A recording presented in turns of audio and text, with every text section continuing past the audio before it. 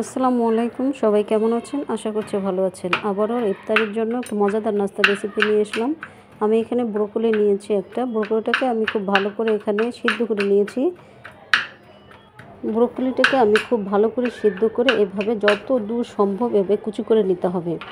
আমি দেশি হোমকে ওয়েলকাম করছি বড় বড় মতো আজকে আরেক রেসিপি দেখার জন্য। এখানে একটা আমি বাটি নিয়ে নিচ্ছি। যা যা উপকরণ এখানে আমি দুটো ডিম সাদা অংশটা নিয়ে নিচ্ছি। কুসুমটা কিন্তু আলাদাই রাখতে হবে।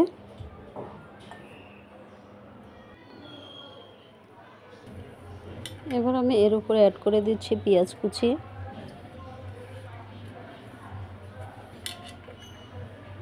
দিয়ে দিচ্ছি আমি কাঁচামরিচ কুচি, দিয়ে দিচ্ছি ধনেপাতা কুচি, এবার দিয়ে দিচ্ছি স্বাদ মতো লবণ,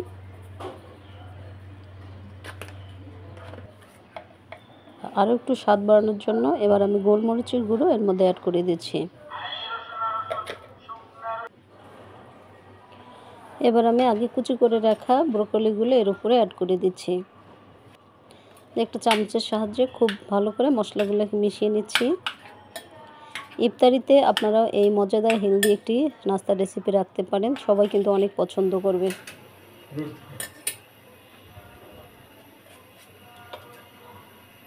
আর সামান্য আমি এখানে কর্নফ্লাওয়ার অ্যাড করে দিচ্ছি 1 চামচ পরিমাণ।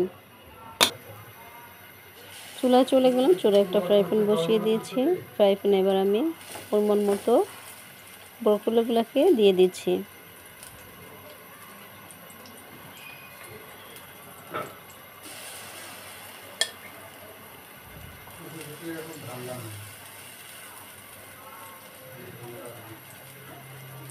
মাছটাকে আমি কিন্তু একটু ফাঁকা রেখে দিচ্ছি।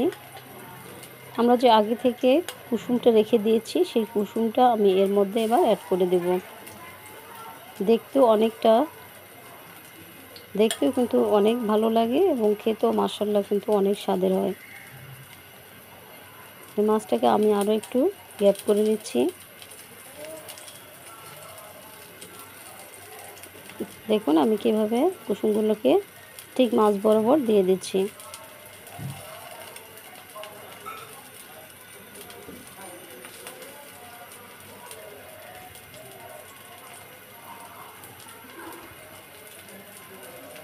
আমার এই আজকের রেসিপি যদি আপনাদের কাছে কোথাও একটু হলেও ভালো লেগে যায় তাহলে প্লিজ লাইক করতে ভুলে যাবেন না, আর শেয়ার করে দেবেন অবশ্যই প্রিয় মানুষদের মাঝেও। আর যারা নতুন এসেছেন আমার চ্যানেলে প্লিজ একটু করে সাবস্ক্রাইব করে দিয়ে আমার পাশে থেকে যাবেন। আমি এবার কুসুমের উপরেও সামান্য আমি লবণ দিয়ে দিচ্ছি এবং আমি আর একটু স্বাদ বাড়ানোর জন্য গোলমরিচের গুঁড়ো আমি ডিমের উপরে একটু করে দিয়ে দিচ্ছি।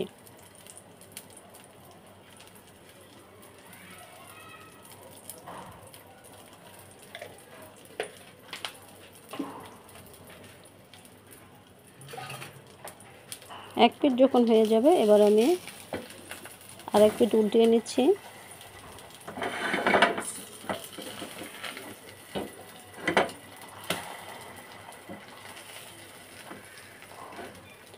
অনেক ইজি এবং টেস্টি একটি মজাদার রেসিপি, অবশ্যই আপনারা বাসায় একবার হলেও ট্রাই করবেন।